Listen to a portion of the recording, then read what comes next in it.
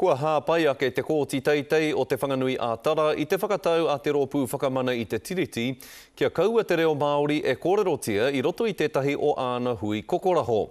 Nō tērā tau i toko ake ai te hiahia o Roia Alex Hope ki te uiui i ngā kai taunaki tokorua ki te reo Māori. Aha kua kāre rāua i marama ki tō tātou reo.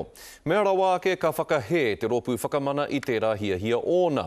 Hei tā te taurewhiri i te reo Māori, ko tā te whakatau a te kōti teitei i te rānei, he patu anō i te mana o te reo Māori. Ke ai te reo Māori, te reo i o maitia e koe. He wā anō mo te kōrero Māori, engari me kaua e whakatōroahia, ngā mahi whakawā. Pāpauri hoki, e te whakapono au, kua whakamanahia e te kōti te ture mo te reo Māori, engari āhua me hā tērā.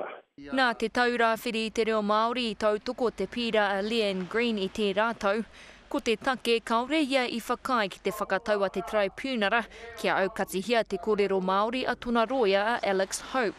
He oi ki haia kai whakawā Mackenzie i tautoko. Ka noho tērā hei tauira mo ngā kōti katoa. Taua mo te traipūnara anake. Koira te raru. Hei tā Alex Hope he whakatau tēnei e takahia nei te mana o te reo Māori.